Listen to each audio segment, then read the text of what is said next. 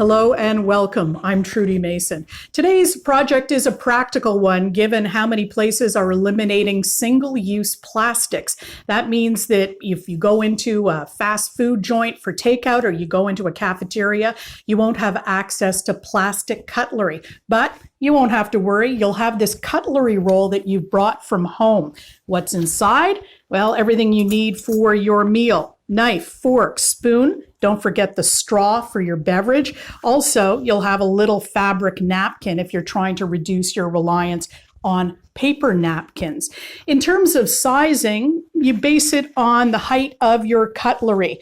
My cutlery is about 9 inches tall. I added about 1.5 inches and got a 10.5-inch square. I also had to decide how to tie up my roll, fabric ties or elastics. And I've tried both. Both work great. These elastics, by the way, you can find anywhere. They come in many different colors. You also have to prepare your fabric ties first if you're using that option. You cut a piece of fabric about 10 inches by 1 3/4. Turn the ends in by 1/4 inch.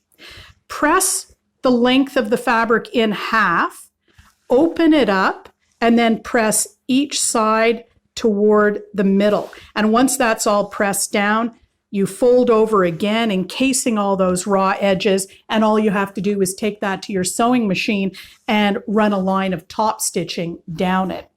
You also have to prepare the pocket that holds your cutlery. And for that, along the top edge, one of the long edges, you turn down 1/4 inch and then turn down 1/4 inch again and top stitch that.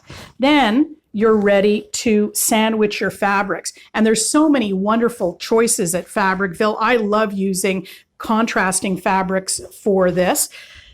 You start by putting one of your 10.5 by 10.5 inch squares face up. On top of that, you put your pocket. On top of that, you put your 2 ties about halfway between top and bottom. And then if you're using elastics, you position them about 2.5 inches down from top and bottom like that. And over top, face down, your second 10.5 by 10.5 inch square. Adjust so that all the edges are even. Make sure if you're using ties that you've tucked those out of the way so you don't sew over them. Go to your sewing machine and sew a 1/4 inch seam all the way around, leaving about a 3-inch opening for turning, basically just big enough to be able to get your fingers into.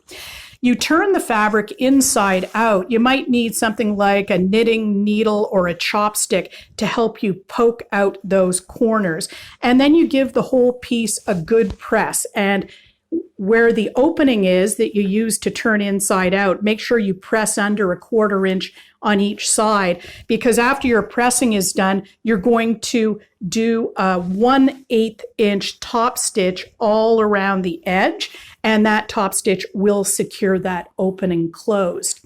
Next, you have to figure out where you want to put your slots for your cutlery. I decided on a width for my knife of about 1 1/4 inches, about 1.5 inches for my fork and spoon, and then about 3/4 inches for my straw. And I used a ruler to draw those on with a fabric marker so that I could go to my sewing machine and sew those lines.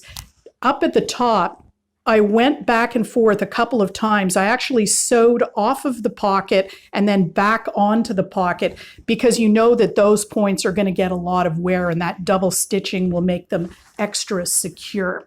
Then for the napkin, you have to take any of your scraps. Doesn't have to be a square. Here's a rectangle. That's just what I had from my scraps. And I went all the way around the perimeter and folded down 1/4 inch, all the way around again, folding down another 1/4 inch. And then I came back at the corners to miter them. I've added ink lines here so you can see this more clearly. What you end up with is a grid, and it gives you the marking lines to cut off that top triangle to eliminate the bulk of that in your seam. So right down the middle of that diamond, you're going to clip that off, and then this mark gives you the fold point for your mitering. Then you refold your edges by 1/4 and 1/4 again on each side. It's a little bit finicky, but you're going to use pins, of course. That's what it looks like when it's all pinned. And you go to your sewing machine after you've done each corner like that, and you top stitch. And that creates a napkin with enclosed edges and mitered corners that can stand up to a lot of washing. Your little bit for the environment. Thanks for joining me.